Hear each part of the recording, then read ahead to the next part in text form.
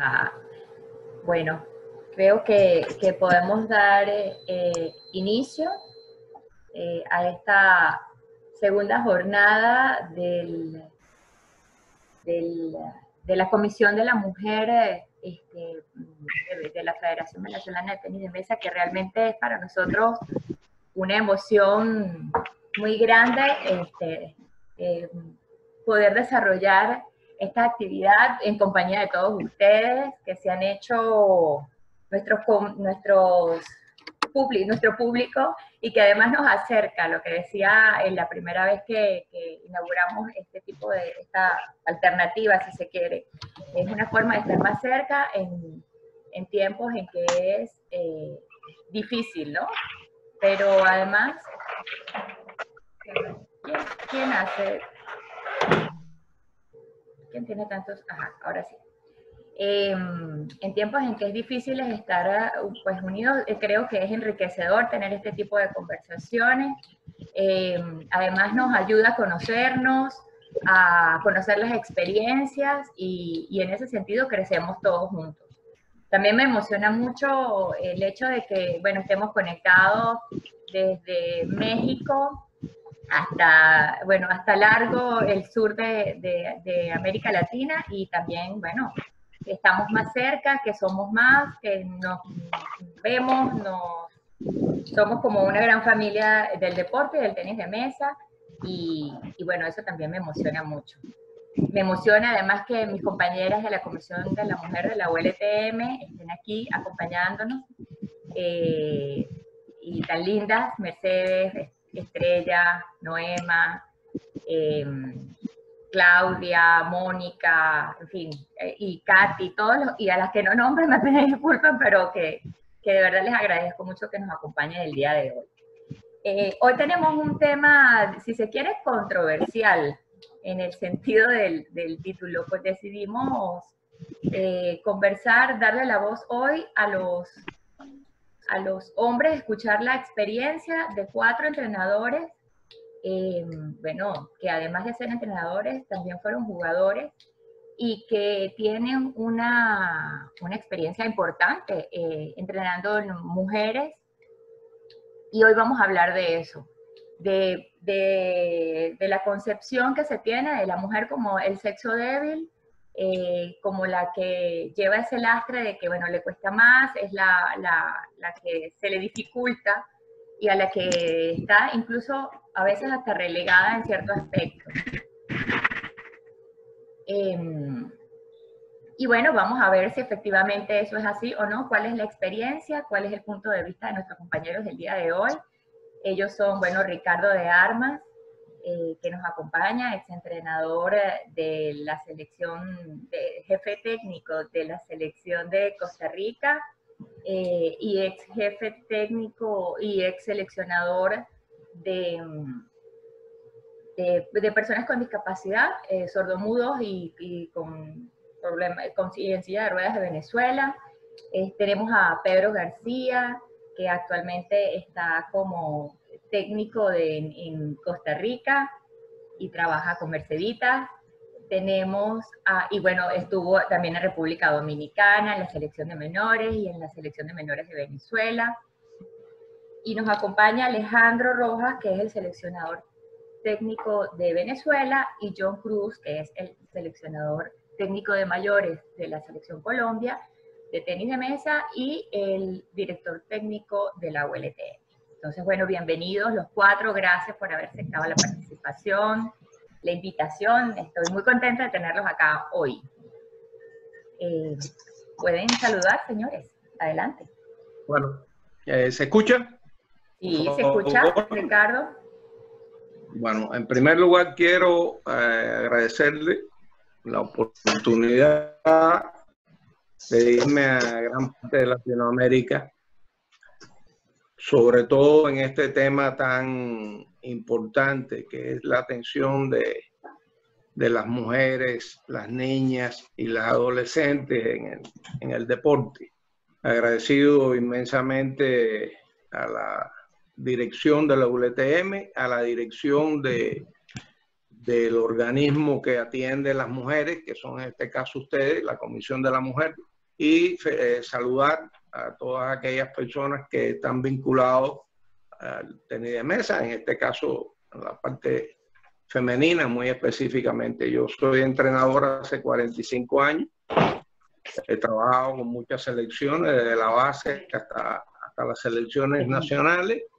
No soy el entrenador de la Selección Nacional de Costa Rica, fui durante 5 años el seleccionador de Costa Rica, igual que fui durante otros tantos años seleccionador de los atletas de discapacidad motora y sordos de acá de Venezuela. Además trabajé con la Selección Nacional de Cuba en el ciclo panamericano de Indianápolis a los Panamericanos del 91 de La Habana. Fui atleta. Bueno, no voy a extenderme más en el tema.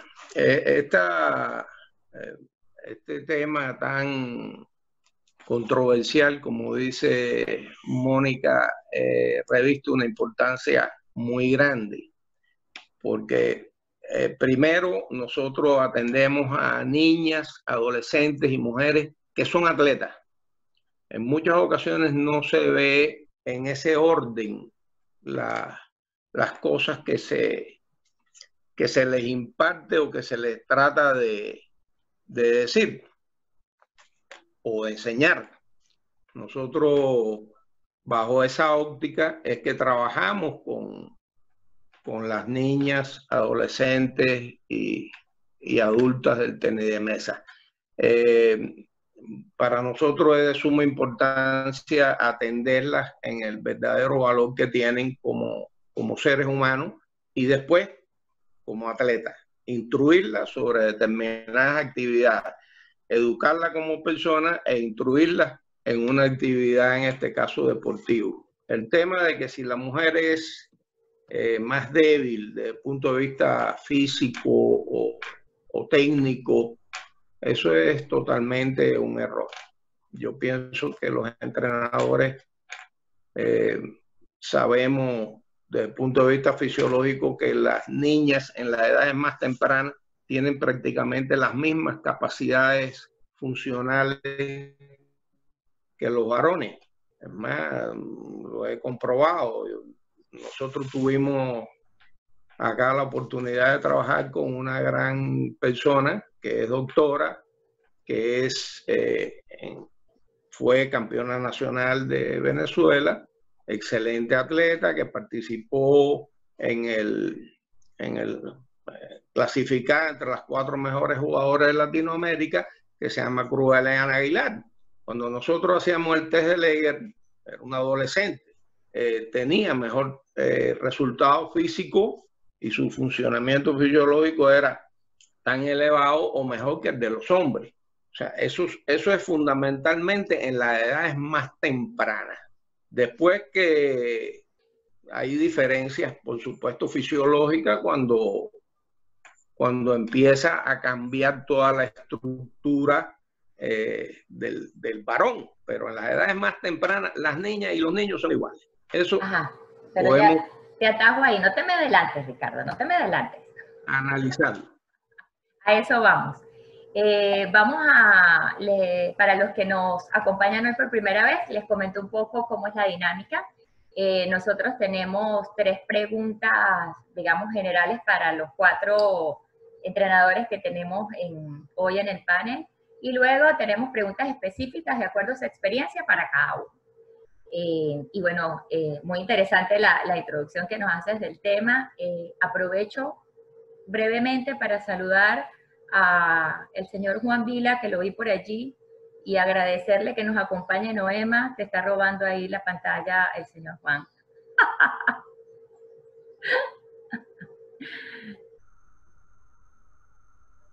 Hola Juan, ¿qué tienes el sonido, el audio apagado, el micrófono apagado? Ahora sí te escuchamos. Sí, muy buenos días a todos. Para mí es un gran honor estar aquí compartiendo con ustedes. La verdad es que respiramos, vivimos y los felicito. Vivimos en el tenis de mesa y creo que siempre hay oportunidades de crecer. Creo que esta situación del coronavirus ha hecho que busquemos fórmula creativa para estar más cerca, y realmente estamos más cerca. Y bueno, muchas gracias por permitirme estar aquí y compartir con todos ustedes, los amigos del tenis de mesa de Latinoamérica, a Venezuela por esta iniciativa de la Federación Venezolana. Bueno, Venezuela ha sido uno de los países líderes históricos del tenis de mesa desde hace muchos años, y muchos de los caribeños nos hemos nutrido mucho de esa gran historia. Recuerdo que el equipo dominicano hace muchísimos años, en los 70, realmente se desarrolló competitivamente hablando en los eventos de Carabobo, Venezuela, y fueron momentos extraordinarios para nosotros. Tuvimos la oportunidad de crecer tenimesísticamente hablando, y sobre todo ganar muchos amigos en esa oportunidad. Ahí vi a Claudia, por ejemplo, Claudia de Colombia,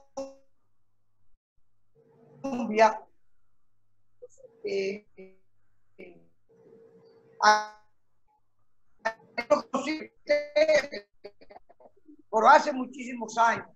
Nos conocimos allí y hasta hoy, y creo que este tipo de actividades es que nos hace crecer de verdad. Y esperamos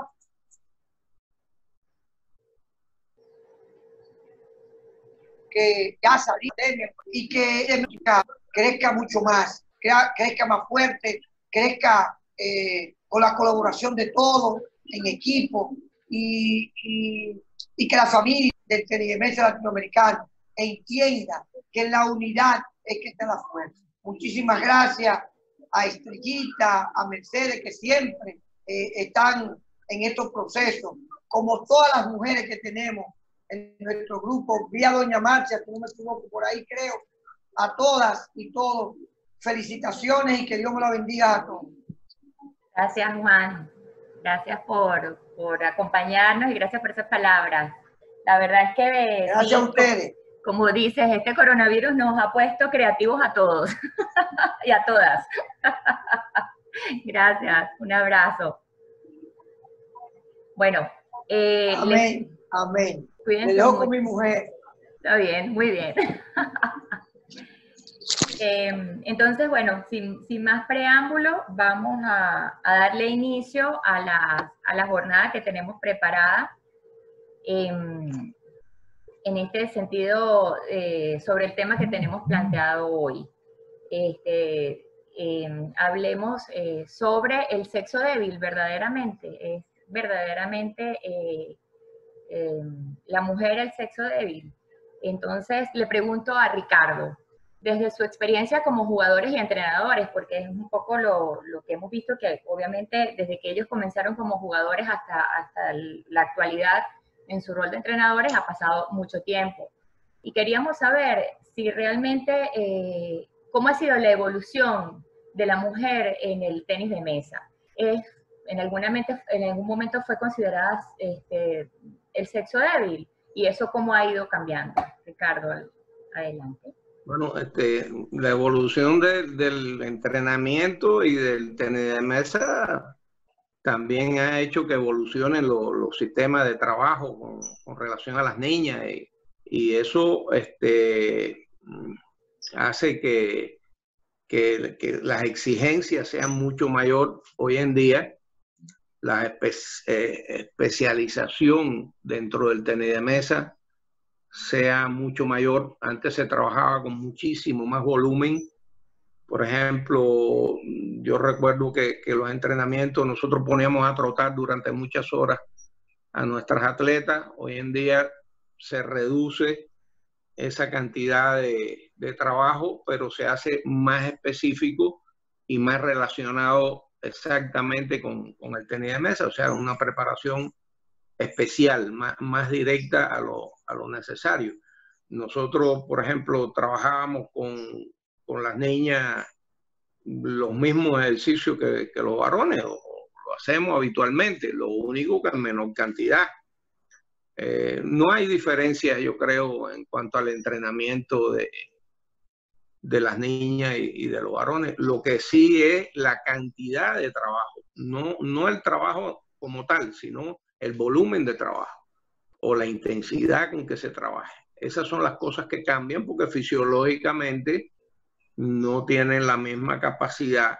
Hay que, empecé a decirlo porque me adelanté, Mónica, me pido no pasa nada. Muchas disculpas porque adelanté el tema. Los niños cuando tienen, que son niños, la diferencia entre niñas y varones es mínima. Eso no lo inventé yo. Son estudios desde el punto de vista fisiológico y pruebas que se han hecho, pruebas de terreno. Y en muchos casos, yo ahorita hablaba de Cruzeliana Aguilar, una excelsa jugadora venezolana, pero además excelente persona, que es de todo mi cariño y de toda mi consideración. Hace poco nosotros trabajamos con las niñas de las selecciones de Costa Rica y veíamos que las capacidades funcionales de esas niñas eran a la par de los varones de su misma edad, por supuesto. Ya cuando viene la adolescencia ya es otra cosa. Y en los adultos yo me lleno de admiración a ver a jugadoras como Yadira Silva con sus hijos,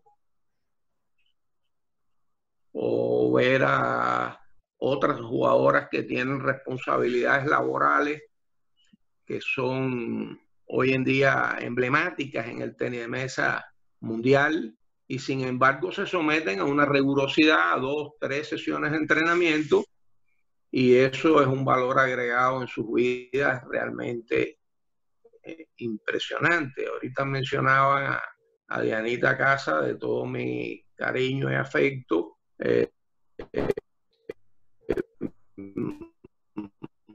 Hubo jugadoras de los años 70, 80, realmente emblemáticas: Elizabeth, Anita Bernavis de Jamaica, Tina Walter de Jamaica, Sharon Spencer, jugadoras trinitarias, que yo pienso que todavía están vinculadas al tenis de mesa. Esto representa una longevidad dentro del deporte. Como decía un gran amigo, no hay ex jugadores de tenis de mesa, ni hombres ni mujeres. La reunión que se hace en los latinoamericanos máster son el mejor ejemplo de lo que se realiza, las competencias centroamericanas con la participación de las mujeres. Mercedes, que ya tiene bastante recorrido en la vida, otras jugadoras de la China, de Costa Rica, otras jugadoras que hay en Latinoamérica, representan un ejemplo muy importante y muy llamativo para poder mantener vivo la pasión del tenis de mesa, porque esos genes, por decirlo de alguna forma, se trasladan a nuestros hijos, a nuestras nietas, a nuestras, no sé, diferentes generaciones. Esto, desde el punto de vista laboral, yo viéndolo como entrenador, es una satisfacción inmensa haber trabajado con niñas que hoy en día son abuelas y hoy en día son, por ejemplo, María del Carmen Yantal, una de las mejores psicólogas clínicas que hay en Cuba, o Carmen Miranda, campeona panamericana en Indianápolis, destacadísimas personalidades dentro del deporte y dentro de la vida personal. Para mí, Dianita, profesora, muchísimos ejemplos que voy a pecar por olvidarme de todas. Son ejemplos no solo como atletas, sino como personas. El cambio del trabajo que ha habido a lo largo de los años en el tenis de mesa obedece a la misma evolución del tenis de mesa. Tenemos que adaptarnos a esos cambios, a la velocidad con que se está jugando, a los cambios de materiales, para poder seguir desarrollando esas niñas que son posteriormente adolescentes y posteriormente adultas de una forma progresiva en el alto rendimiento. Normalmente ha habido tabú, Mónica, en el deporte latinoamericano, en la inclusión de las niñas. Eso en el caso del tenis de mesa se ha ido rompiendo. Gracias, gracias Ricardo. Pedro, a ti. La misma pregunta. En tu experiencia como jugador y como entrenador, ¿tú crees que la mujer es el sexo débil? ¿Cómo has visto la evolución? Ya Ricardo nos hacía como un preámbulo, ¿no? Importante, pero bueno, también es interesante porque son perspectivas distintas. Saludos, Mónica. Jamás he visto a las niñas como Ricardo, una... Ricardo, disculpa, es Pedro, que le estoy preguntando a Pedro. Perdón, discúlpame. Pedro, un saludo. Saludos a todos los panelistas. Saludos. Bueno, Mónica, muy agradecido por la oportunidad. Yo pienso que la creencia de que la mujer representa el sexo débil en el deporte en general, no solamente en el tenis de mesa, es una cuestión de estereotipo, una cuestión que ha sido o que fue difundida hace mucho tiempo, hace muchos años, y que viene no solamente de la base física o la base técnica, sino una cuestión cultural. En los países latinoamericanos, la idea de que la mujer representara los mismos roles que el hombre en todos los ámbitos de la vida, no solo en el deporte, era un poco, podría decirse, utópico. El tiempo ha ido demostrando que había una equivocación en ese sentido. Para mí, en lo personal, el tenis de mesa femenino representó mi inicio. Yo comencé en el estado Monagas siendo todavía jugador. A los 18, 19 años, comencé entrenando niñas. Trabajo que me encomendaba el entrenador Miguel Véspoli. Saludo a Véspoli, lo quiero mucho donde esté. Y él me encomendaba entrenar específicamente niñas y hacía un trabajo más que todo de sparring, pero se empezó a aprender la llamita de, oye, y si yo planeo esta estrategia, si busco este método, ¿cómo planifico yo para que esta niña tenga resultados? Y eso fue encendiendo la llama de pensar como un entrenador. Yo creo que por eso fue que me retiré tan joven y me dediqué exclusivamente al rol de entrenador. Y mis inicios de verdad fueron con las niñas, más que con los varones. Igualmente al llegar al estado de Anzoátegui, uno veía el cuidado que hay dentro de la familia con las niñas, porque generalmente en los países latinos, sobre todo en Venezuela, recuerdo que se decía que los niños eran de la calle y las mujeres de la casa. Entonces esto marcaba muchísimo la intención de formarlos como jugadores o como atletas a las niñas. Había muchos representantes o muchos padres que estaban reacios a llevarlas a los entrenamientos, y si las llevaban, esperaban que hubiera un trato preferencial porque son niñas, hay que tratarlas diferente, y se ha demostrado que no es cierto. Lo que ha dicho Ricardo es completamente cierto. El aspecto de que la parte fisiológica del niño y de la niña en edades tempranas funciona de una manera muy parecida. Los cambios van a ir sucediéndose en la medida que pasa el tiempo y que se va desarrollando la persona. Pues entonces yo creo que es un mito que no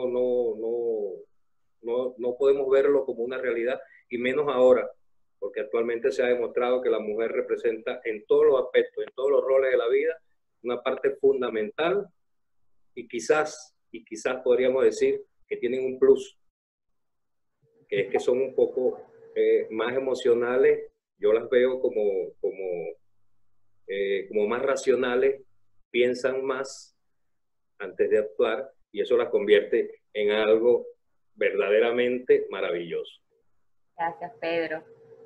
Alejandro, te transfiero ahora a ti el derecho de palabra. La misma pregunta. ¿Cuál has visto tú que ha sido el desarrollo de la mujer y la evolución desde tu carrera deportiva, pero cómo has visto cómo se ha desplegado el rol de la mujer en cuanto a ser considerada eso, el estereotipo, como bien dice Pedro, de el sexo débil? Hola, buenos días a todos. Gracias, Mónica, por la oportunidad y a la Federación. Es un machista, ¿no? Ale, no te escucho bien. Cultural, como lo dijo Pedro. Cultural, como lo dijo Pedro. ¿Entiendes? En lo del sexo débil. Es un machismo, aquí en Latinoamérica somos machistas y tenemos esa percepción. Y tratamos de repetirlo para que la gente lo crea, pero no. Las mujeres son el ser más maravilloso del mundo. Es un ejemplo a nivel personal. Pues, en mi opinión, yo las admiro.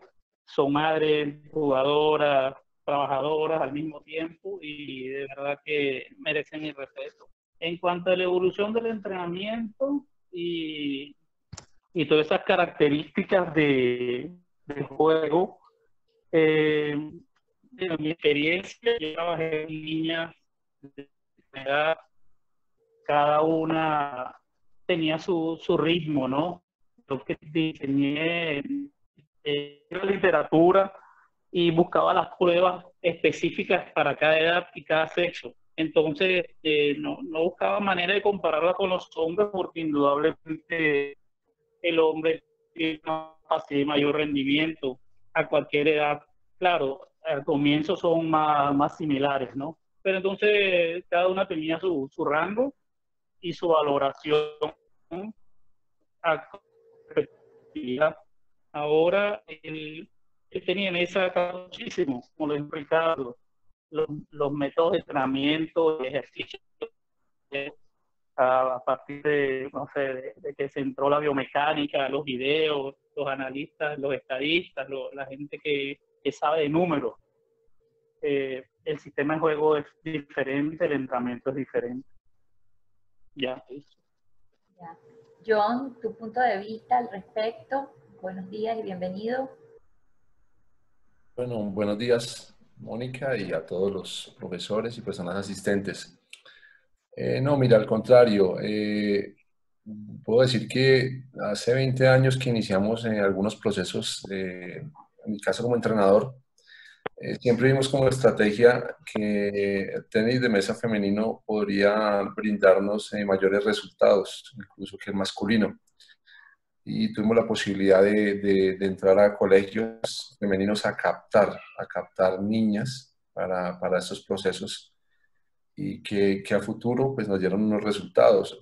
Pienso que en Colombia incluso los mejores resultados los ha dado el femenino e inclusive la inversión es casi el 70% para femenino y 30% para masculino.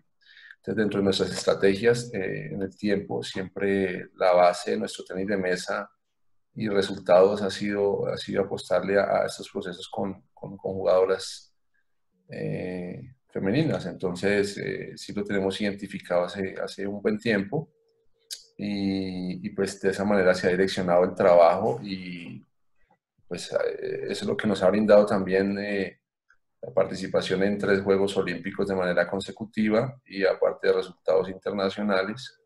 Y actualmente pues estamos nuevamente, siempre estamos alimentando las selecciones, inclusive de mayores con deportistas de menores.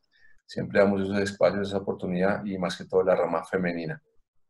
Entonces no aplica sexo débil y no aplica esos conceptos. Muy bien. Bueno, lo mismo pasa en Venezuela.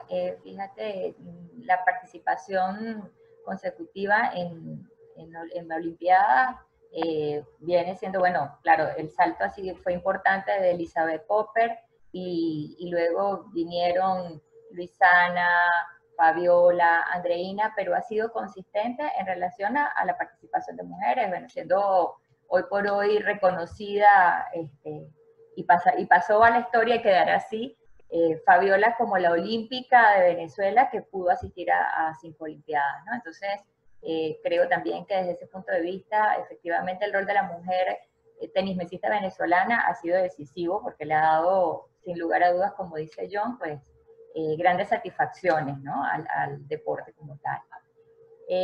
Sigamos en nuestra conversación, Ricardo. Entendiendo las diferencias existentes entre hombres y mujeres en lo físico y emocional, a lo que hacían referencia ahorita en todos en su participación anterior, tú como entrenador, ¿desde qué perspectivas abordas la preparación física, técnica y psicológica de tus atletas? Depende de la edad. Para mi criterio, hay 4 etapas fundamentales en la formación de un atleta de alto rendimiento. Debemos ubicarnos en qué etapa estemos trabajando con los niños, con las niñas en este caso. Por ejemplo, voy a decir las diferentes etapas. Enseñanza-aprendizaje, que es la primera etapa de formación del jugador, donde las cosas son muy básicas, donde se le empieza a desarrollar percepciones de velocidad a distancia, de coordinación, de rapidez fundamentalmente, y posteriormente viene una etapa de consolidación, donde lo que aprenden empiezan a consolidarlo y hacerlo con más soltura. Una tercera etapa de perfeccionamiento y una última etapa de maestría. No todas las jugadoras llegan a la etapa de maestría. Pero bueno, en cada una de esas etapas hay unas características muy específicas para la preparación de los atletas. La primera etapa se basa en juego, fundamentalmente, en actividades lúdicas, en actividades que desarrollen la motricidad de los atletas, la agilidad, la flexibilidad, la adaptación a gestos técnicos. En la segunda etapa, bueno, en la primera etapa nosotros usamos los mismos métodos con las niñas y con los varones. Es más, en la segunda etapa, consolidación, también ya en la etapa de perfeccionamiento y de maestría hay unos cambios muy significativos, porque ya en esa etapa se supone que ya llevan varios años jugando y ya pasaron de ser niños a ser adolescentes y adultos. Adolescentes y adultas. Entonces, las diferencias desde el punto de vista de la preparación varían en cuanto a la edad cronológica y la edad deportiva que tenga el atleta.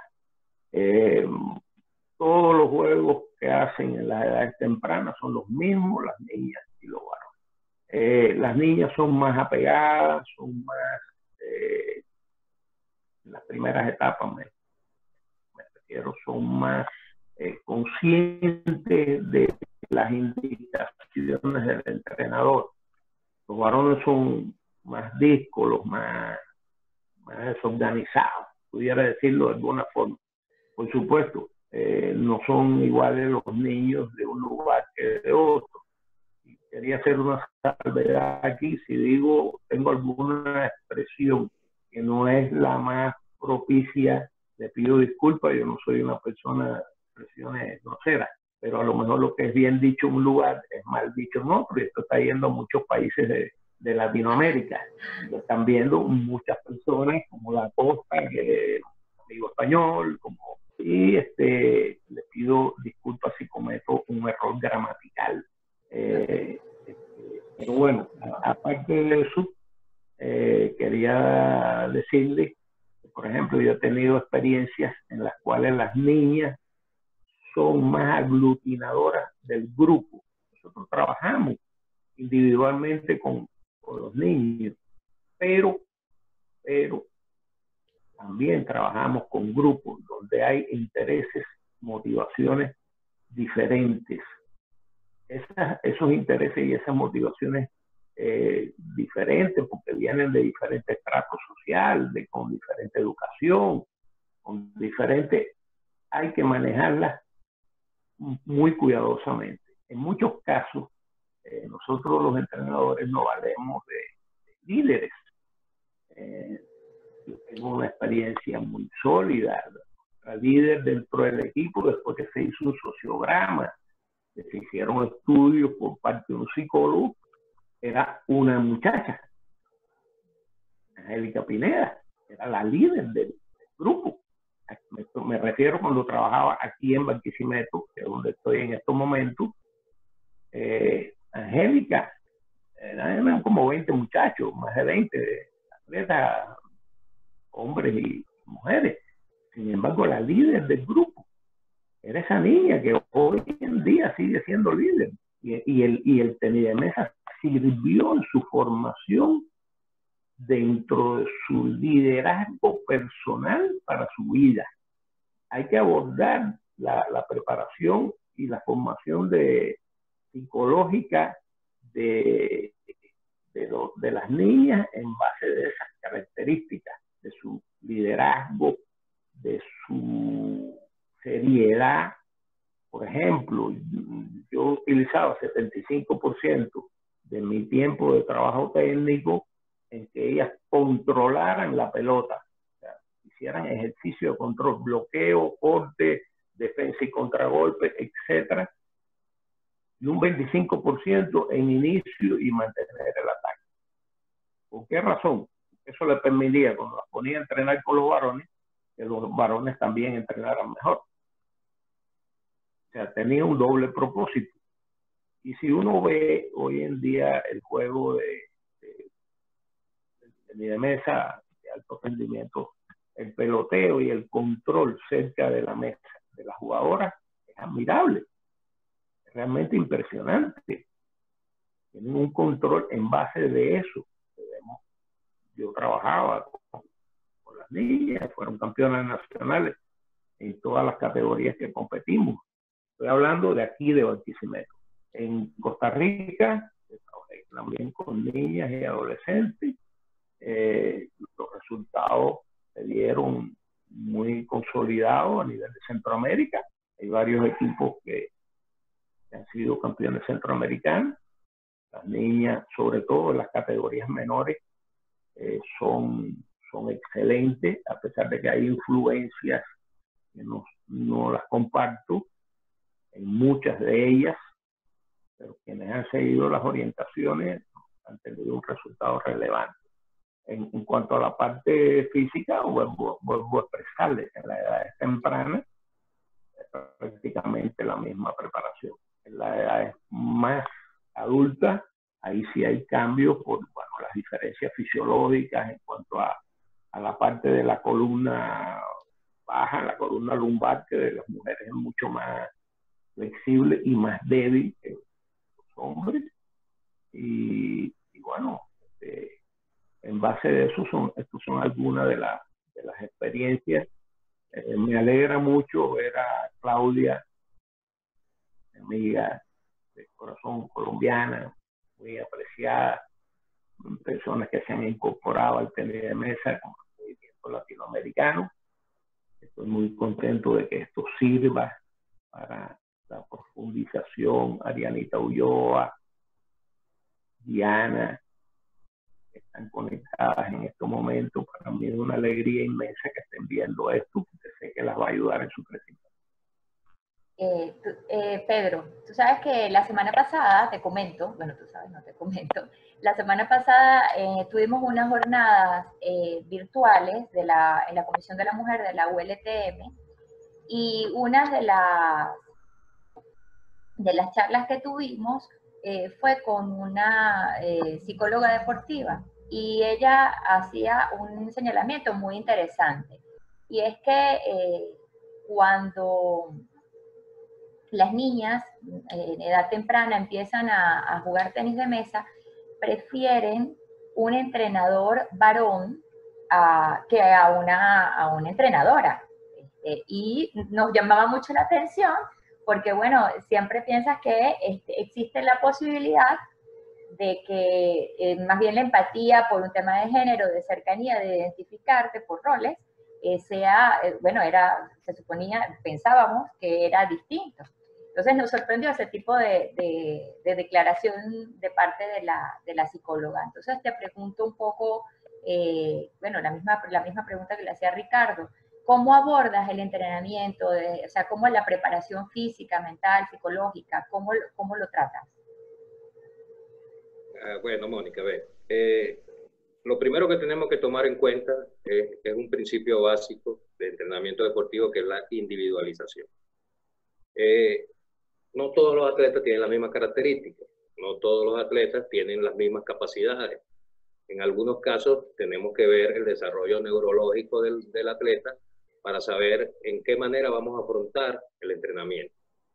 Entonces, me ha tocado en algunas oportunidades tener que hacer trabajo en edades tempranas donde además de enseñar técnica, preparación física y otras cosas, me ha tocado desarrollar habilidades motrices en los niños, que no todos tienen esa capacidad, lo que es la motricidad fina, la motricidad gruesa.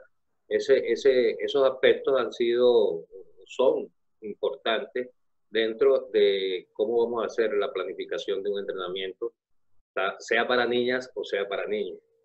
Pero en el caso de las mujeres, en el aspecto físico, en las edades tempranas la trabajamos de una manera muy parecida que los hombres, igual, pero como dijo Ricardo hace rato, ya a medida que va pasando el tiempo, lo que hacemos es que quizás esas cargas de trabajo sean un poco menores en las mujeres que en los hombres, pero ya eso es cuando se va alcanzando cierto nivel competitivo. El aspecto técnico, para mí, se trabaja de igual manera, se trabaja igual, con las diferencias clásicas, claras, de que el tenis de mesa masculino tiene diferencia con el femenino. La potencia de los golpes, quizás es más fuerte en los hombres, la posición en la mesa no es igual, y nos ayuda en un principio que entrenen las mujeres con los hombres por la fuerza que estos representan, y permite que haya avance en las mujeres. Pero cuando vamos a la realidad, a la competencia, entonces lo que necesitamos es que la mujer se adapte a jugar contra mujer. Entonces la preparación sí varía un poco en ese sentido, en el aspecto técnico y táctico, por la diferencia de los tipos de juego que hay y la fuerza de los golpes que hay entre el hombre y la mujer. Y en el aspecto psicológico, que para mí es básico, la empatía que se siente ahí entre las niñas cuando van a trabajar con el entrenador, es quizás el hecho de que el entrenador hombre, cuando trabaja con niñas, tiende a ser un poco más emocional, tiende a ser un poco más comprensivo con las niñas, y las niñas se identifican muchísimo más. Cuando vemos que la mujer trabaja con las niñas, posiblemente sea un poco más estricta, un poco más dura. Entonces las niñas reflejan eso y dicen, oye, yo me siento bien con mi entrenador porque me trata bien. No quiero decir con esto que la mujer la trata mal, simple y llanamente la empatía es diferente. Y las niñas lo reflejan muchísimo. Eso ha sido un aspecto en la parte psicológica que es importantísimo, y que en edades tempranas, cuando empezamos el trabajo de iniciación en el aspecto deportivo del tenis de mesa, es básico. Eso va a marcar el futuro de cómo se va a desarrollar ese atleta. Claro, yo entiendo que también hay como una identificación de roles, ¿no? También está el aspecto como paternalista, si se quiere, y bueno, que además que lo que tú decías, ahí hay como una sinergia, ¿no? Entonces una niña pequeña que se siente como protegida y que probablemente por eso haya más cercanía con los entrenadores. Alejandro, cuéntanos de tu experiencia, cómo trabajas el aspecto técnico, psicológico y emocional con tus atletas.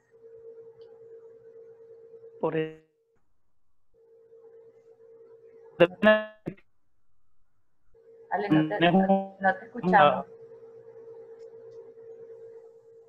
Andreina es una jugadora fuera de lote, ¿no? Entonces voy a hablar con Andreina cuando estaba pequeña, su aspecto físico era flojo. Nunca le gustó hacer preparación física, entonces buscaba juegos predeportivos. Ella jugaba fútbol, inclusive tenía récord de goles en su categoría de 8 o 9 años. Entonces, la parte física la orientaba hacia allá, pero la parte técnica, ella tenía como referencia.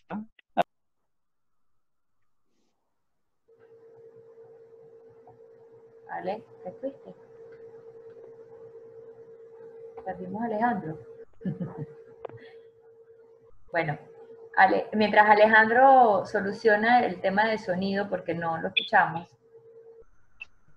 John, nos anticipa, ya va, Ale, es que no te escuchamos bien, trata de estabilizar el audio y mientras tanto le vamos a dar el pase a John, de forma que, bueno, que él nos cuente un poco de su experiencia. Bueno, hola. Hola. Voy a hablar desde el ámbito formativo. Creo que la parte física, técnica, psicológica va interrelacionado entre los procesos.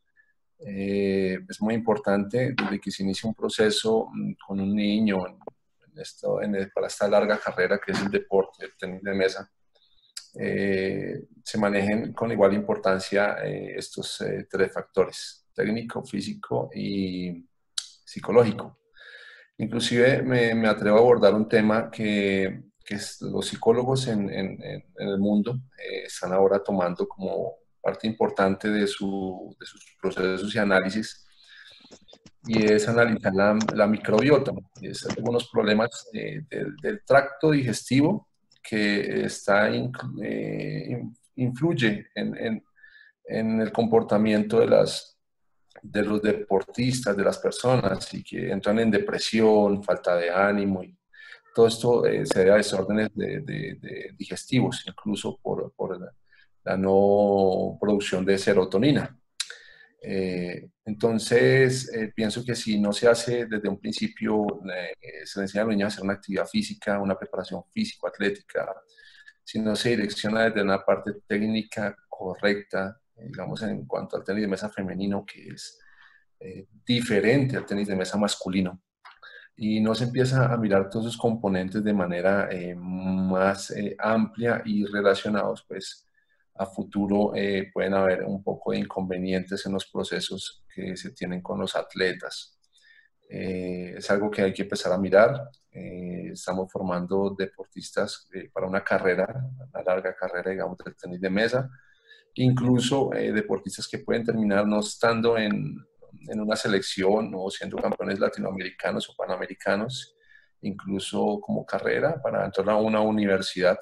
Entonces, en este proceso con ese ser humano, con esa niña, hay que empezar a tener y a profundizar un poco más y a tener todos estos componentes de la formación y la preparación muy relacionados, porque a futuro puede ser que empiecen a haber con los deportistas algunos inconvenientes, problemas, falta de ánimo, falta de unas cosas, y se tiene que saber y empezar a identificar de manera profesional qué pasó, en qué se falló, qué puede ser, si es un tema más médico, más científico, más profundo, y para no cometer los errores con los nuevos procesos que se adelantan y que suponen un trabajo, horas, inversiones económicas bien grandes de parte y parte, ¿no? Del Estado, de los padres de familia, del gobierno, y lo mismo de los deportistas, ¿no? De las niñas que tienen sus sueños. Entonces, nuestra parte es empezar a hacer esa construcción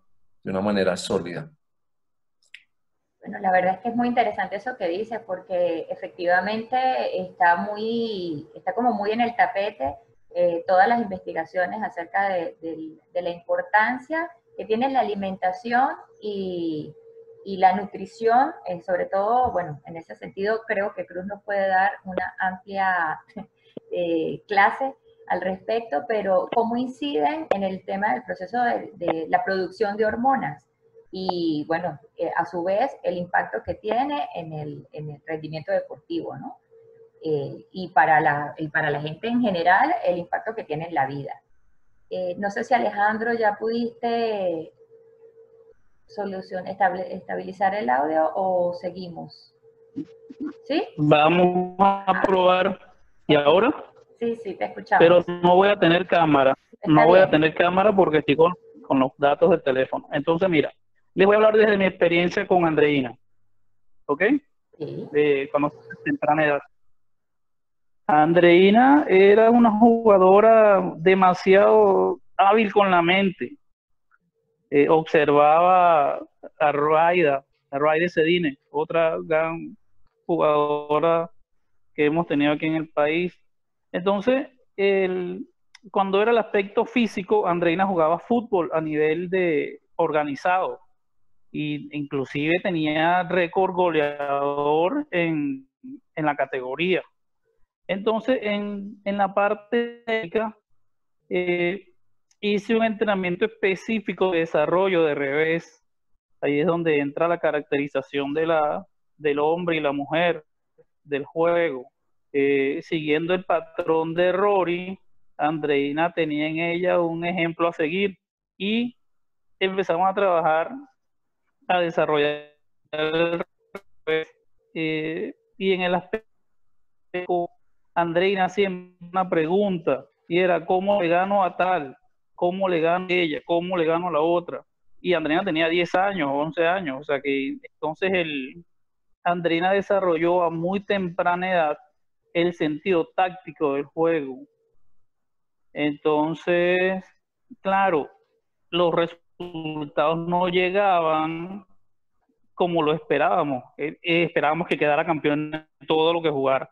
Si era mexicano, que quedara campeona. Si era latino, que quedara campeona. Si era circuito mundial, que quedara campeona. Entonces, a medida que iba pasando el tiempo, desarrollábamos otras tácticas y hacíamos el desarrollo técnico, sobre todo el revés, como lo dije anteriormente. Usábamos el revés paralelo muchísimo, el revés al medio. Entonces, Andrea tenía un problema que no era un problema, sino era parte del desarrollo. Ella dejaba que bajara la pelota en la derecha, pero era como etapa inicial para el desarrollo del feeling. Andreina a los 14 años golpeó la pelota arriba en la derecha y a partir de ahí, bueno, es la jugadora que todo el mundo conoce, que deslumbró, que fue madura, que ya con un aspecto táctico elevado, una anticipación del juego, un sentir de la pelota. Entonces, eso en la parte técnica y táctica. Lo del aspecto anímico, bueno, Andreina es una jugadora muy humilde, muy tímida, no se da muy fácil, pero de unos sentimientos enormes y un respeto.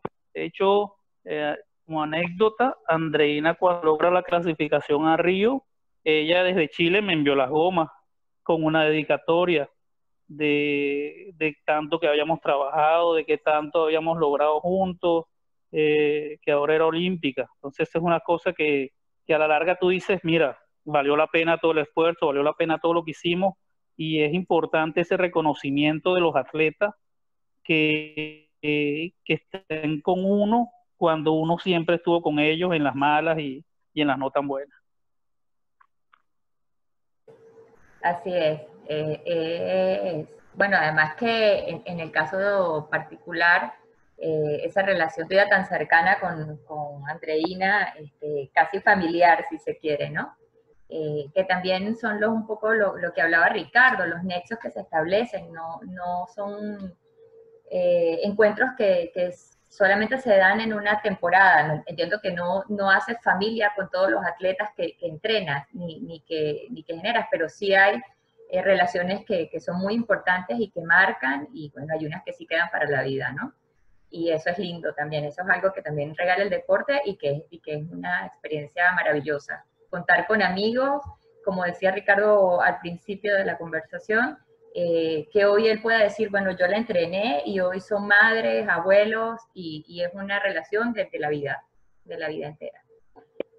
Continuemos con nuestra siguiente pregunta, y esta es bien personal para cada uno de ustedes. ¿cómo quisieran ser recordados como entrenadores? ¿Cuál creen ustedes que luego cuando digan ese entrenador era especial por cuál es el legado que ustedes creen que pueden dejar en el deporte y en el tenis de mesa? Ricardo. Bueno, Mónica, tiene que ver con el primer enfoque que le di a la atención de las niñas.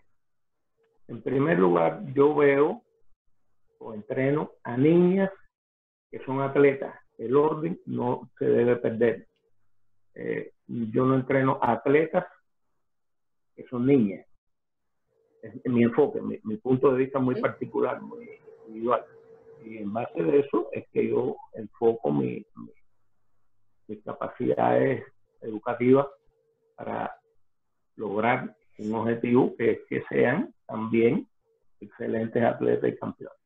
Viéndolo desde el otro punto de vista, de allá para acá, en primer lugar yo quiero que yo soy una persona ya adulta que se dedica a ser entrenador, que es mi oficio. Mi oficio hace 45 años. En primer lugar, yo quiero que me recuerden como persona, como yo fui como persona. No quiero que me recuerden primero como entrenador que como persona. Primero como persona, como ciudadano, cumplidor de las leyes, respetuoso, claro, diáfano en mis expresiones, vertical en mi trabajo y en mi ética, vertical, aunque eso choque muchas veces, trato de ser lo más vertical posible. Yo quiero que me recuerden como persona y después como un entrenador que dedicó toda su vida a esto, porque cada minuto de mi existencia, las grandes alegrías o las grandes tristezas que he tenido a lo largo de todos estos años están vinculados o con mi trabajo o con mi actividad como atleta. Yo gané mi primer campeonato nacional en Cuba en el año 68, hace 52 años. Y todavía me costó mucho trabajo modificar el pensamiento de atleta a entrenador. Me costó muchísimos años, pero lo logré. Yo hoy pienso más como entrenador que como atleta. Pero si algo quisiera es que se recordaran de mí como persona. Después, como un entrenador que ha tenido ciertos resultados con niños, niñas, adolescentes, con atletas con discapacidad, con atletas de enseñanza, ese sería mi deseo. Bueno, en definitiva, cada cual me va a ver como entienda conveniente, ¿no? Pero mi deseo sería ese. Pedro, la misma pregunta para ti. ¿Cuál quieres, o sea, cuál quieres tú que sea la referencia cuando pensamos en Pedro García? Que pensemos en qué. Oye, qué pregunta más comprometedora. Mira, la verdad es que en estos últimos años, que han sido bastante fuertes, a mí me ha tocado mucho reflexionar un poco sobre el rol que he desempeñado durante tantos años dentro del deporte, del tenis de mesa, en el aspecto familiar, en el aspecto de las vivencias, los cariños que se ha ido encontrando uno en el camino. Y eso me ha hecho recordar muchísimas cosas. Yo recuerdo que hubo un momento en mi primera juventud, porque estoy ahora en la segunda, en mi primera juventud, en que se me tildaba de que era un entrenador muy autoritario, que era muy fuerte. Algunos muchachos o algunos niños, en aquella época niños, consideraban que los trataba muy fuerte, más a unos que a otros. Yo siempre trato de que los entrenadores entiendan una cosa. Cuando tú ves que un entrenador presiona a un atleta, es porque sabe que puede dar más y quiere que dé más. Entonces no entra la cuestión personal dentro de eso. Muchos años después, ese atleta, uno de los atletas que se decía que maltrataba, nos conseguimos, ya él adulto, profesional, trabajador, padre de familia, y él me dijo: Pedro, te recuerdo fuerte, autoritario, y te agradezco todo lo que hiciste por mí en esa época. Y yo creo que esa es la forma en que yo quiero que me recuerden a mí, como una persona que trabajó por el deporte, por el tenis de mesa, y que lo hizo de una manera no solamente de formar deportistas, grandes deportistas o deportistas famosos, sino desde el punto de vista del desarrollo holístico de la persona, que se desarrolle en todas las facetas y que llegue a ser un gran ser humano, que al final de cuentas es lo que más importa, lo que le vamos a dar más valor al final de todo este proceso. Yo creo que siempre he tratado de ser lo más justo posible dentro de las actuaciones como entrenador, y puedo decirte que me siento muy satisfecho con las relaciones que he logrado dentro del deporte.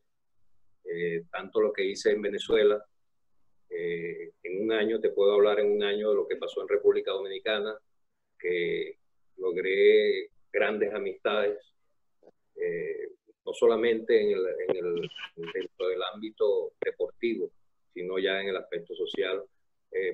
Muchos amigos, y creo que eso es lo que me va dejando más satisfecho del tenis de mesa, lo bueno de la gente. Y ahora en Costa Rica, en estos momentos, creo que vamos en buen camino en ese tipo de actividades, que no solamente tiene que ver con el deporte, sino en dejar un legado dentro de todo lo que tú has hecho en tu vida, y que te recuerden con cariño, que es lo más importante. Es así, es así. Alejandro, cuéntame, ¿cuál crees tú que es Aquí estoy. el recuerdo, que la idea que la gente va a tener? Pues, o sea, ¿cuál es mejor dicho, la que tú quieres que la gente tenga, o la que tú esperas dejar? Ok. Depender del atleta que tengas, ¿no? Hacia los más. Y para los máster dicen que... ¿Se está escuchando? Sí, sí, te escuchamos. Ahora no te escuchamos. Por ejemplo, el grupo máster es una persona colaborador que está ahí para todo. Si tú le preguntas a los niñitos de iniciación que les he dado entrenamiento, ellos te van a decir una nota, chero, los niñitos quieren. Ahora tú estás en la selección y te toca... Tú te escuchas entrecortado, ¿vale? Perdimos a Alejandro de nuevo. John. Hola, Mónica. Bueno, primero, un complemento del punto anterior, cuando hablaste de la parte física del trabajo de nuestros deportistas va interrelacionado con la parte psicológica. No va algo ligado una cosa de la otra. O sea, esas dos están profundamente. Y la parte técnica de igual manera, porque si no cumples con los objetivos, pues en la parte psicológica va a haber algún desánimo, problemas y esto. Entonces, para que interrelacionemos las tres cosas. En cuanto a cómo quisiera que un entrenador, bueno, yo pienso que con la experiencia de haber trabajado con regionales, con institutos de deporte municipales, con universidades, ver a deportistas o alumnos que son empresarios, que están casados, que tienen su familia, que conservamos una amistad, una llamada. Inclusive me ha sorprendido que después de muchos años tenga un mensaje, una llamada. Pienso que como entrenador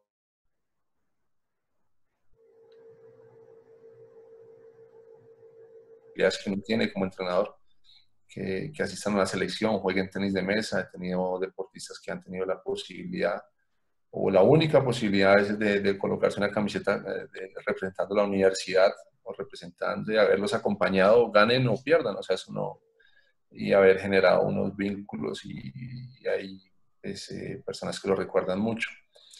Y también como un entrenador que dio la oportunidad siempre a deportistas de categorías menores, poner a soñar a esos niños. Siempre he tenido la posibilidad de incluir deportistas juveniles o infantiles en categorías un poco superiores.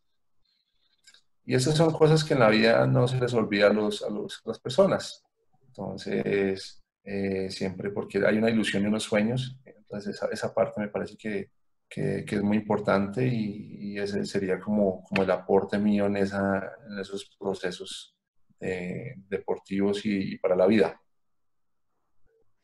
Bien, muchas gracias. Aquí estamos revisando el chat y les adelanto algunas de las inquietudes que tienen nuestros acompañantes el día de hoy. Pregunta Claudia, y a quien saludamos desde aquí. Claudia, hola, bienvenida. ¿Cómo ayudamos como entrenadores a que la niña no abandone su deporte en la edad juvenil, que es cuando socialmente se le presentan muchos factores distractores? Ricardo. Mónica, mira, yo tengo un punto de vista bien claro al respecto. Las motivaciones y los intereses son los que mueven los cambios de edad y los cambios de grupo. Hacen que haya una decepción muy grande. En el tenis de mesa yo considero que es uno de los deportes que menos decepciones hay. Cuando hay un proceso pedagógico, cuando hay una aceptación del grupo a los atletas, que hay unión, que hay consolidación del entrenamiento, las deserciones son bastante pequeñas. Por supuesto, en Latinoamérica las deserciones son por múltiples causas, porque puede haber problemas sociales, pueden haber problemas de educación, muchos factores, pero a un nivel normal de formación de los atletas, de un grupo, de un gimnasio, de un colectivo. En el tenis de mesa no hay tantas deserciones como en otros deportes. Ahí está la longevidad que hay de muchos atletas. Ahora, la atención que se le dé en la formación de los atletas, la preocupación que exista en ellos como personas, evita que haya mucha deserción. Evita mucha deserción de las niñas dentro del grupo. Por supuesto, una niña cuando pasa de ser niña a ser adolescente o a ser joven, que se enamora, muchas veces encuentra un novio que le dice, no, espérate un momentico, o el ping-pong o yo. Pero bueno, esos son casos bastante aislados. Conocemos múltiples casos que han seguido a pesar de cambios de ir a la universidad o cambios radicales de su entorno, y han seguido practicando tenis de mesa. El tenis de mesa es uno de los deportes que mayor retención tiene. Es más, vuelvo a repetir, hay personas que manifiestan que no hay ex jugadores de tenis de mesa. Nos decías ya antes. Ana Guerrero de Honduras, Anita, saludos, pregunta, ¿cómo manejan el tema de un atleta durante su periodo, ya que en algunas el estado anímico baja? John, si nos puedes ayudar con esa pregunta. Hola, sí. En la parte, bueno, primero es empezar a conocer al deportista. saber que no todas las deportistas tienen en su ciclo diferentes reacciones, ¿no? Entonces, ya cuando entramos en esta parte, tenemos que conocer inclusive la regularidad con la cual la deportista tiene su ciclo menstrual. Y de acuerdo a eso, pues obviamente se van a tomar las acciones, ¿no? Si yo sé que X jugadora, estamos en competencia y tiene su periodo y hay cólicos y hay situaciones, pues obviamente tenemos que estar preparados para esa situación, ¿no? Para mitigar el dolor, para mitigar los momentos, para tener más hidratación, para tener más descanso, para estar más tranquilos, para que no les gusta comer, que se vuelven sensibles. Bueno, eso depende de cada deportista y eso hace parte pues, del conocimiento ya cuando se entra en una selección.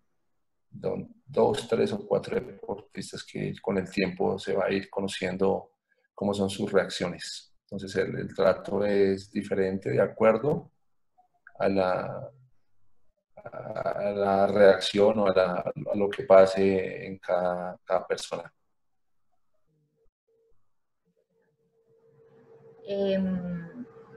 Estrella nos pregunta desde Colombia. Hablando con una entrenadora, nos comenta que fue jugadora, dice que las atletas antes eran mucho más dedicadas y disciplinadas, que tristemente ahora hay que rogar para que se queden en el deporte y son demasiado susceptibles. ¿Ustedes como hombres piensan lo mismo, Pedro? No, creo que no. Todo va relacionado al aspecto motivacional. Trazar metas claras, alcanzables, y saber que no todas van a ser campeones. Porque hay una que tenemos que hacer que las atletas entiendan, o que los atletas entiendan en general, pero sobre todo las mujeres, que es que cuando vamos a una competencia solo hay un campeón, pero cuando formamos parte de un equipo, todos vamos a contribuir a que se logre ese campeonato. Si mi compañero queda campeón o mi compañera queda campeona, yo voy a tener cierto grado de influencia dentro de ese campeonato. Yo comparto la preparación, comparto el entrenamiento y voy con ella a la competencia. Entonces, el aspecto motivacional es importante y quizás básico dentro de lo que es el desarrollo de los atletas. La deserción de los atletas o la idea de que anteriormente eran más disciplinados, ahora son más, va en relación con los avances tecnológicos, las motivaciones, las preferencias que tiene cada persona. Hay niñas en los campeonatos, me ha tocado en campeonatos internacionales, que tengo que quitarle el celular en las noches, porque si no, no duermen. Entonces ya la tecnología ha sido un avance en un aspecto y un retroceso en otro. Nos ha perjudicado en muchas cosas y nos ha beneficiado en otras. Entonces todo depende de cómo podamos nosotros llevar esa situación, canalizarla hacia aspectos positivos para nosotros. Y que cada quien tenga su meta clara.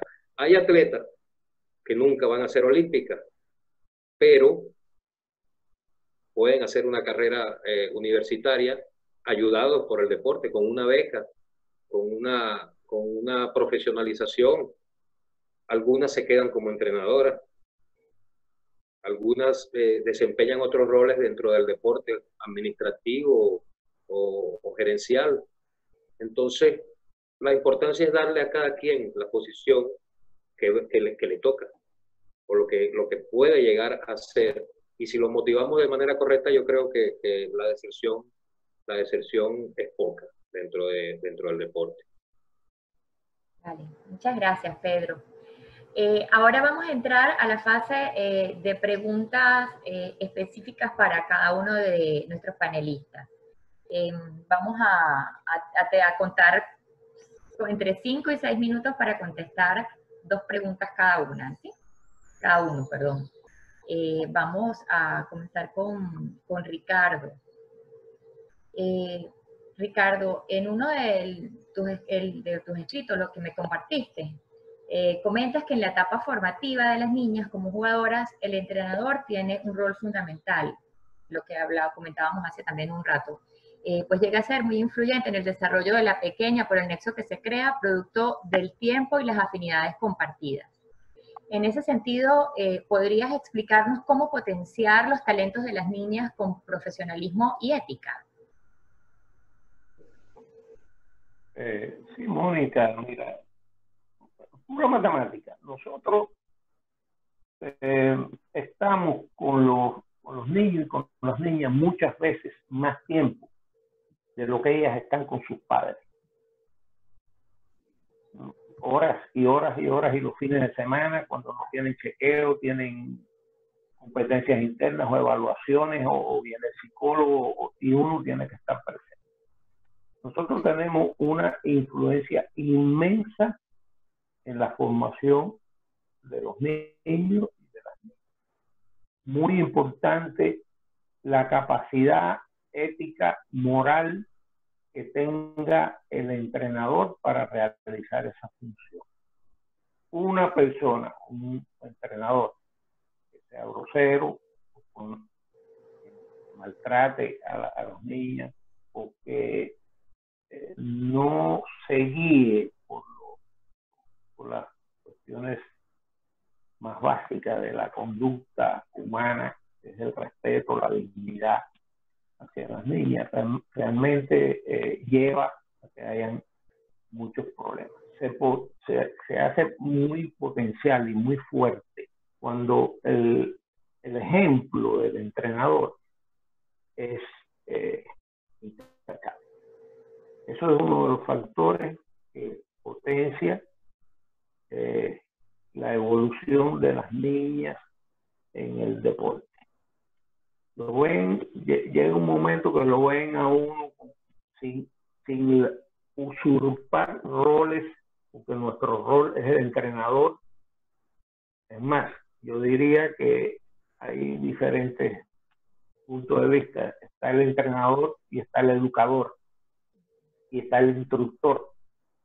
Nosotros ya tenemos años de trabajo, John Cruz, Pedro, Alejandro, somos educadores. Yo considero que somos educadores, porque educamos desde el punto de vista humano, y eso es importante para las nuevas generaciones, para las niñas.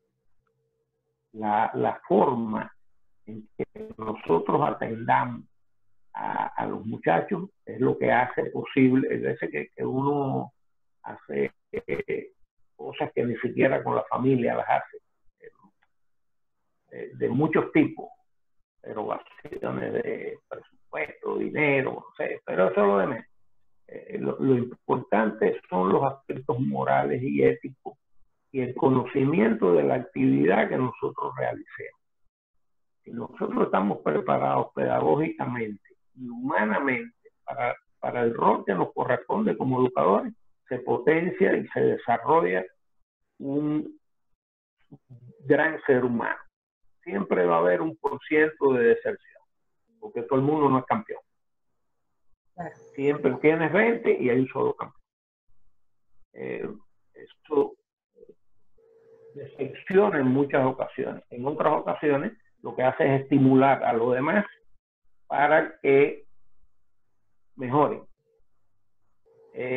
La unión del grupo, que se vea una rivalidad sana dentro de un grupo, potencia el desarrollo de las niñas y de los niños. Hay entrenadores, no me gusta decirlo mal, soy positivo, me gusta decirlo bueno, pero hay entrenadores que crean una rivalidad muy desagradable dentro de los grupos, y eso no es bueno. Creo que debemos enfocarnos en la unión, en que haya una rivalidad sana, en que haya respeto, en que haya dignidad, para poder desarrollar un trabajo formativo y un trabajo a gran escala. Trabajo sólido con los niños. Por ejemplo, yo he trabajado individualmente con algunos, pero en gran medida he trabajado con grupos, me ha tocado trabajar con muchísimos muchachos a la vez, en muchas ocasiones yo solo. Sin embargo, hay que consolidar ese trabajo para que haya un resultado positivo. Creo que me llegué a los 5 minutos. La otra pregunta que tenía para ti es, la semana pasada pudimos hablar con Constanza Garrone, que es actualmente en el ranking mundial en clase 2, la número 9. Tú que tienes experiencia como entrenador de atletas con discapacidad, te quería preguntar acerca de la forma en cómo relacionarse con estos atletas, porque desde el punto de vista de Constanza, ella nos decía que generalmente la relación que se establece entre los instructores y los dirigentes con los atletas de discapacidad es como desde la condescendencia. Y ella decía que no estaba de acuerdo porque pensaba que debían estar tomados como de igual a igual, ¿no? Sin darle ese aire de minusvalía por su condición. ¿Tú qué nos puedes decir al respecto? Sí, hay un error, pero sobre todo es de las personas que no conocen. Una de las esferas, el tenis de mesa es uno. El tenis de mesa es uno. Discapacitado, niño, alto rendimiento y máster o viejo, por decirlo más claro. Es uno solo el tenis. En este aspecto de los atletas con discapacidad, que las reglas son casi similares, yo creo que el desconocimiento, porque es la esfera más pequeña del tenis de mesa, el desconocimiento de los aspectos psicológicos de esos atletas es el que hace que haya un enfoque no de la mejor forma.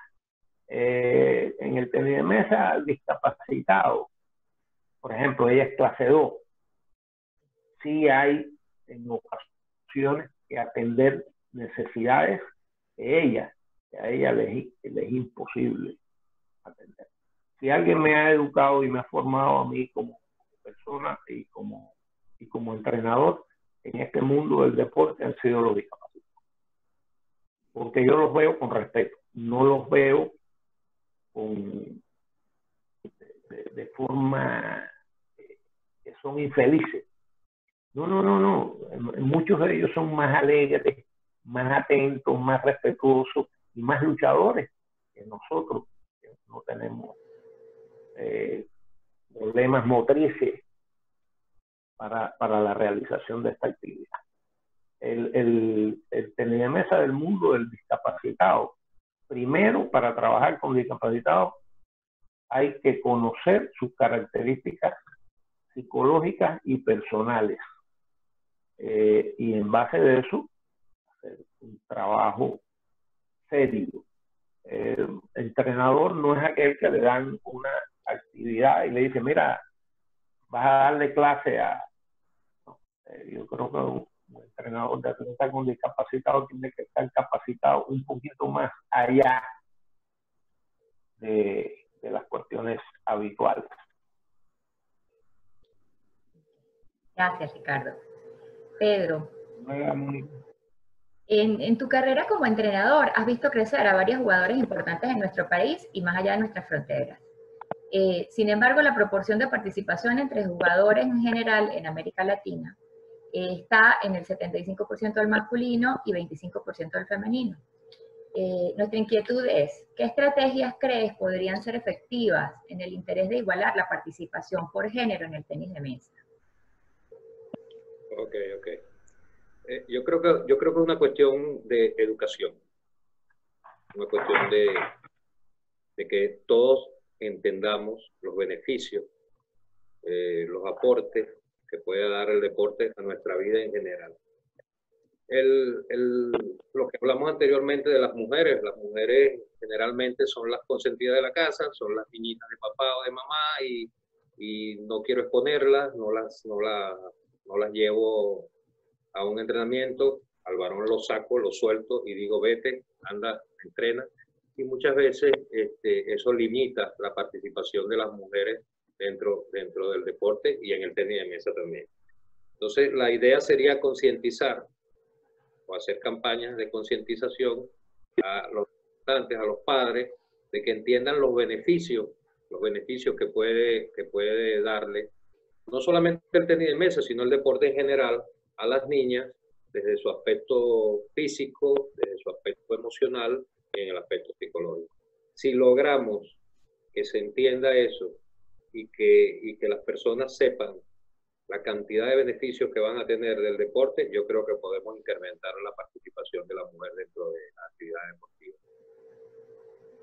Muy bien. Y la siguiente pregunta es en relación a, de acuerdo a tu experiencia, luego de haber entrenado a la selección de menores en Venezuela, en República Dominicana y ahora como experto en Costa Rica, ¿cuál sería tu consejo para aquellos entrenadores que buscan motivar a jugadoras que se encuentran en etapa de desarrollo? Ya lo habíamos hablado un poco antes, ¿no?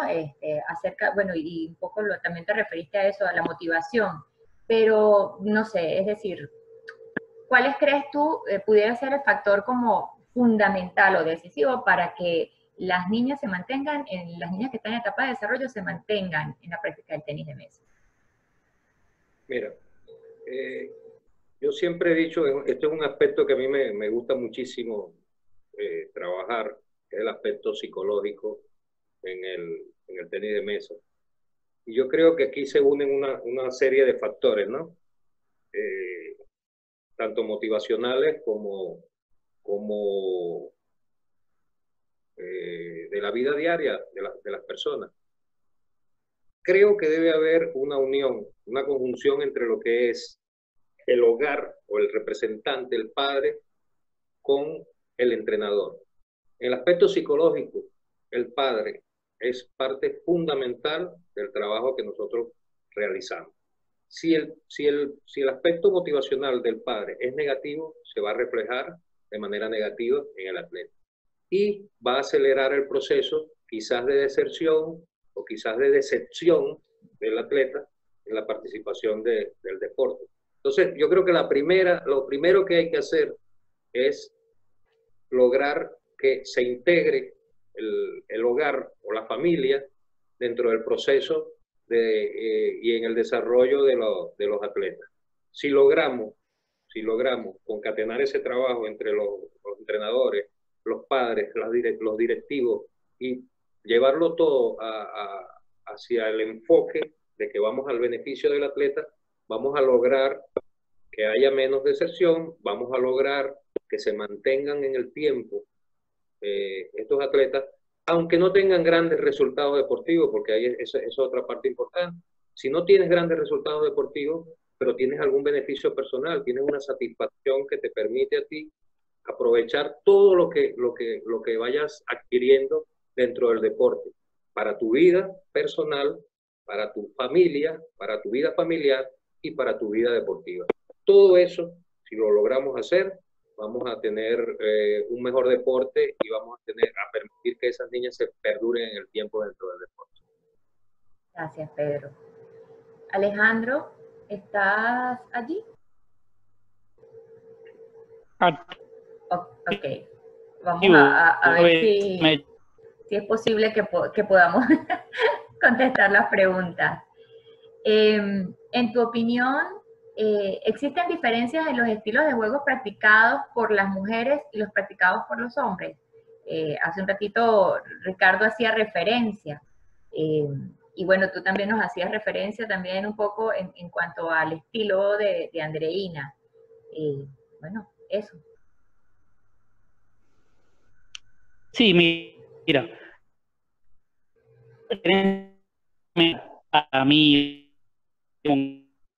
muchos entrenadores que tienen diferentes sobre esto. Yo creo que la mujer debería al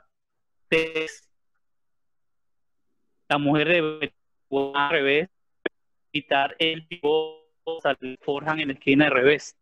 Es diferencia fundamental. La mujer juega más de mesa, el hombre parado.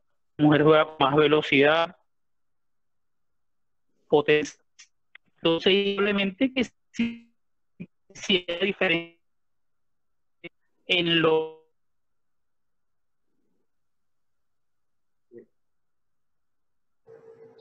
Qué lástima, sí, que es que no lo acompaña, hoy no tiene una buena conexión.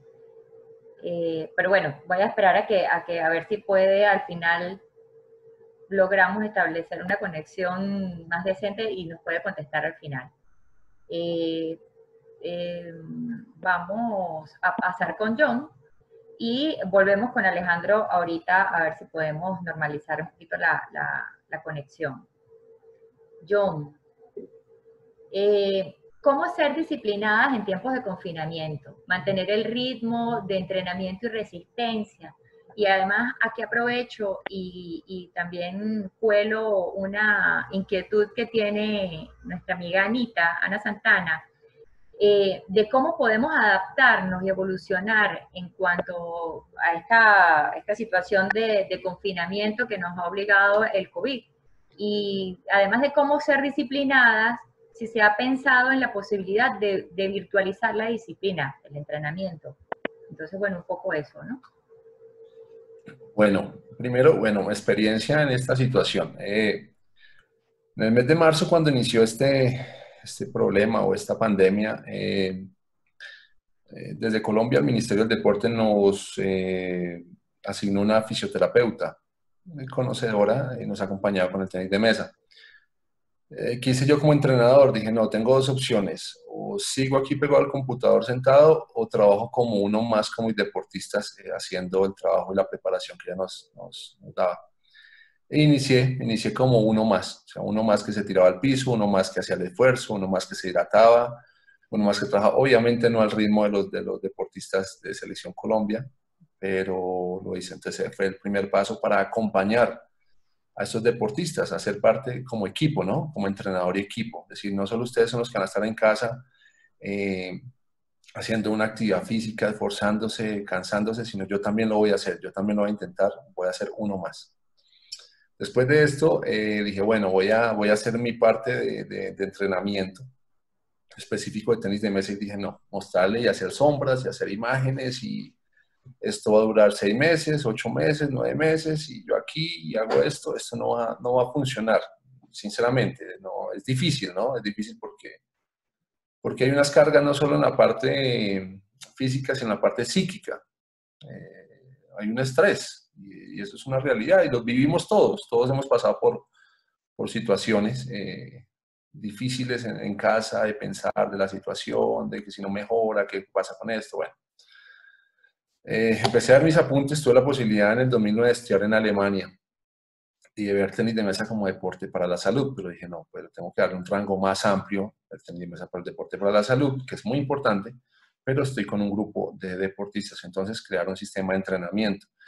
Un sistema de entrenamiento que tuviera una parte de calentamiento, entonces direccionarlo, entrar en la parte de la parte aeróbica y los fitness y esto, que nunca lo había hecho. Yo siempre había trabajado, era en la parte en el terreno, en mesa, en la parte de estadística, en la parte de competencia. Soy administrador de empresas deportivas de profesión, o sea, también trabajo en la parte administrativa, pero en la parte de fitness nunca. Entonces dije, no, voy a hacerlo.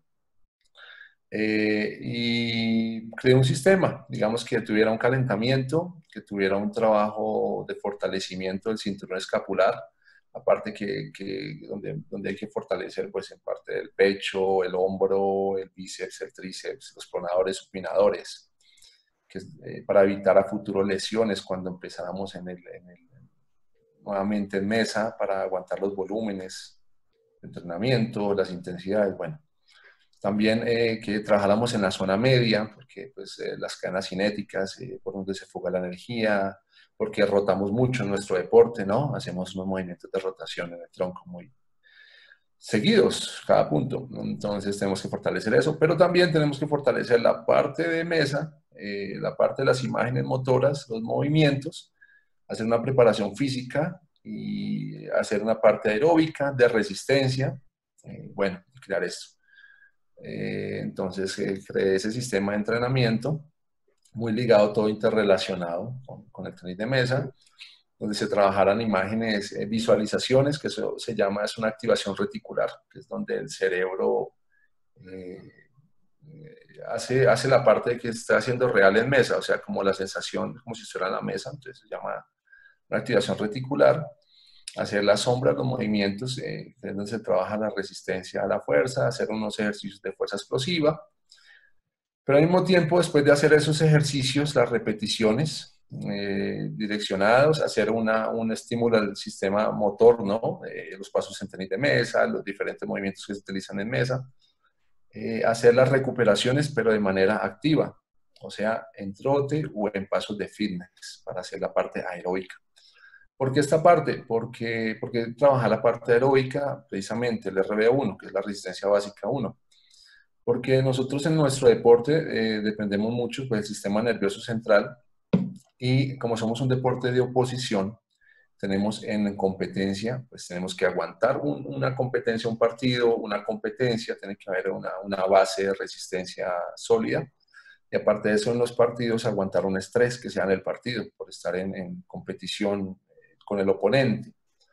Y evitar que el sistema nervioso pues, se estrese, colapse, digamos así, que es cuando tomamos malas decisiones, movimientos lentos, movimientos que son de los segundos, menos de un segundo que hacemos, centisegundos, milisegundos, bueno, del momento. Entonces, que en este sistema de entrenamiento esté todo esto incluido. Y a eso le coloqué un nombre, le iba a colocar Table Tennis House o Table Tennis Activity, y le coloqué Table Tennis Aerobic. Es el nombre de todo el sistema, digamos, eso no es tan relevante. Es más relevante todo lo que está incluido.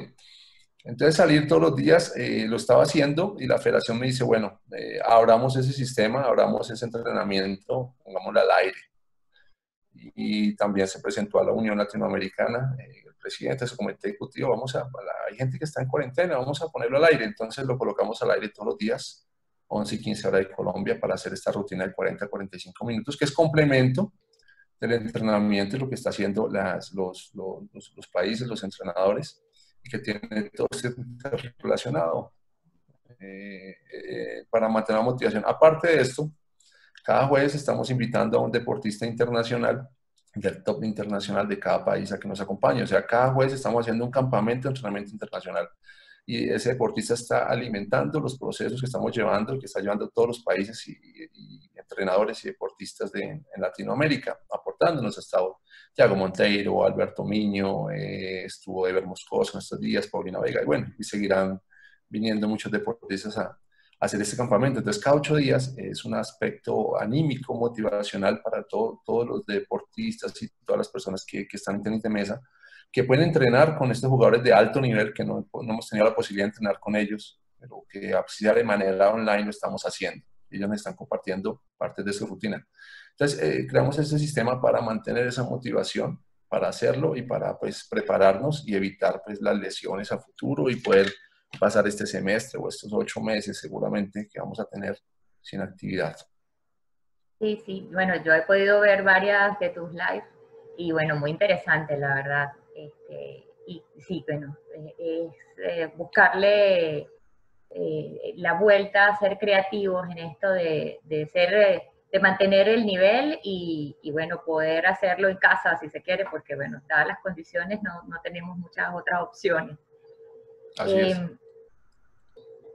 Tu otra pregunta, ¿cuáles creen son los desafíos más importantes que debe liderar la mujer en el deporte y en el tenis de mesa en particular? Bueno, aquí voy a hacer un comercial. Desde Colombia, la representante de la mujer es Estrella Albarracín, no está presente Estrella. Ella lidera con la Unión Latinoamericana. Se va a crear y se va a liderar un programa donde se va a promover conversatorios con niñas juveniles, respondiendo un poco también a la pregunta que decían que las niñas se van del deporte a la etapa juvenil.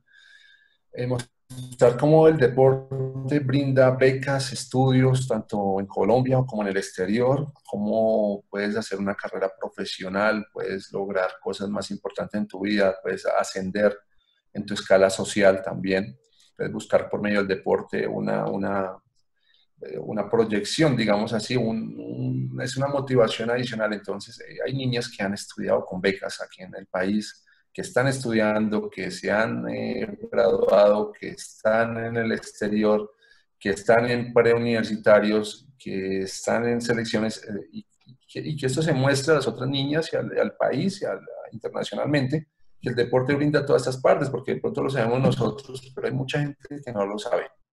Entonces, de pronto, desde este punto de vista, la mujer va a liderar eso. Ahora bien, en este proceso también le hemos pedido a Claudia, que también creo que está presente y que acompaña a Estrellita. Claudia García es experta en proyectos también, animecista y actual dirigente. Ya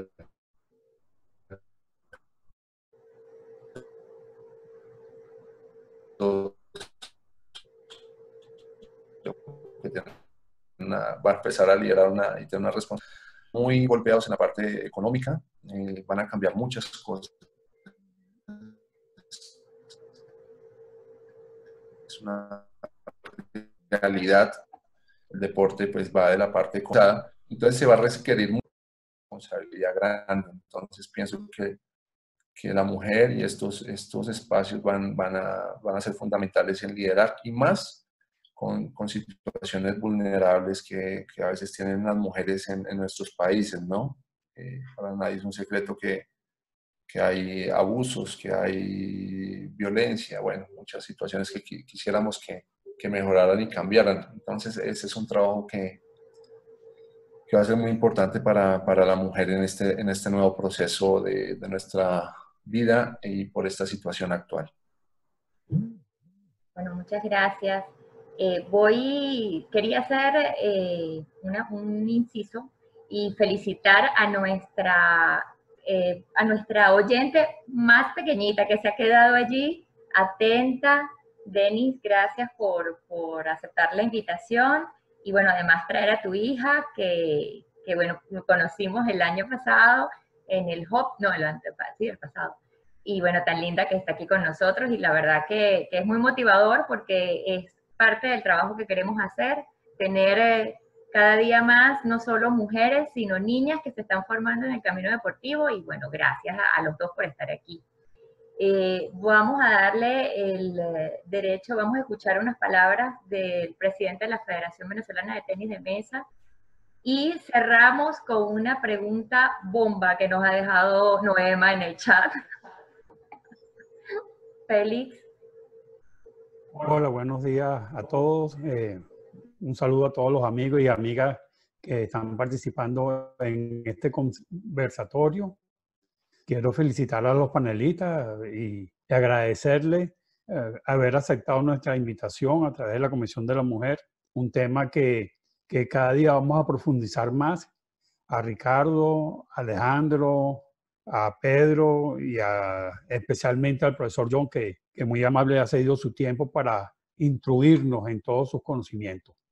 Desde esta tribuna, nosotros queremos demostrar la importancia que le estamos dando a las niñas y a las jóvenes, a las chicas, al género femenino, desde en Venezuela, y el apoyo que podemos darle a la Unión Latinoamericana a través de nuestra Comisión de la Mujer. Un saludo a todos y quiero felicitarlas, quiero felicitar a todos los que están presentes y que no dejen de hacer este trabajo, que la pandemia, a pesar de todo lo negativo que puede ser, también trae cosas positivas, nos ha obligado a conseguir estas alternativas de comunicación que creo que se van a quedar para siempre y que la modernidad y la tecnología pues nos va a ayudar a comunicarnos mucho mejor. Un gran abrazo para todos y saludos. Gracias, Félix. Bueno, desafortunadamente Alejandro no tiene una buena conexión. Vamos a ver si es posible que nos responda las preguntas que quedó pendientes y bueno, se las haremos llegar vía email porque la verdad que es interesante conocer la perspectiva. Finalmente, Noema nos preguntaba en el chat algo que, bueno, realmente puede ser controversial también y que no habíamos abordado. Ella nos comentaba, bueno, que conoce de casos donde las atletas llegan en algún momento a sentir algún tipo de atracción física y emocional, o sea, a enamorarse de sus entrenadores. Bueno, un poco saber la experiencia de los tres, Ricardo, Pedro y John, cuál ha sido la experiencia y si ha sucedido, cómo lo han manejado. Ricardo. Ricardo, tienes el micrófono apagado. Tienes el micrófono apagado, Ricardo. Ahora sí. Te pusimos nervioso con la pregunta. Okay. Tremendo problema ese. ¿Por qué razón? Porque, por ejemplo, en el caso particular mío, yo empecé a trabajar muy joven y las alumnas que habían, muy lindas. Y yo era atleta, me cuidaba físicamente bien y creo que hubo en algún momento atracción hacia mi persona. Sobre todo en Cuba, el atleta que esté con una profesora o viceversa, pierde absolutamente, el profesional pierde el título y aquello era muy delicado, ¿no? Yo siempre me cuidé extraordinariamente de cometer un error de esa naturaleza, pero en momentos determinados uno se daba cuenta que era bastante delicada la situación. He conocido casos de entrenadores que sí han cometido desgraciadamente ese error y yo creo que tienen que recapacitar al respecto, porque nuestras alumnas son sagradas. Nuestras alumnas son sagradas. Nuestras alumnas, a pesar de que uno no tiene el halo de santo, pero sí hay que respetar la profesionalidad y hay que respetar el carácter y la responsabilidad que tenemos como educadores. Hay que estar muy claro y tener una como pudiera decir, un freno muy fuerte para no caer en las tentaciones que son humanas, evidentemente. Hemos tenido alumnas muy bellas, muy lindas, y bueno, ellas muchas veces lo veían a uno en igual condición. Es muy delicado, es un tema inclusive sujeto a leyes, a cuestiones legales que pueden darle al traste con la vida de una familia o de más de una familia. Y yo espero que quienes han cometido el error no lo cometan jamás en la vida, no lo vuelvan a cometer. Yo conozco gente que ha cometido esa barbaridad. Gracias, Ricardo. Pedro, tu experiencia. Pedro. Ok. Bueno, déjame decirte que de verdad a mí nunca me sucedió. Fue algo de lo que yo tuve mucho cuidado desde el principio, desde el momento que decidí ser entrenador. Creo que, como dijo Ricardo, ahí entra muchísimo el aspecto de la ética profesional, cómo debemos manejarlo, valorar las consecuencias que trae una acción de este tipo. Sí he conocido muchos casos de entrenadores que terminan o casados o viviendo con atletas, pero dentro del tenis de mesa de verdad que he visto muy pocas situaciones de este tipo.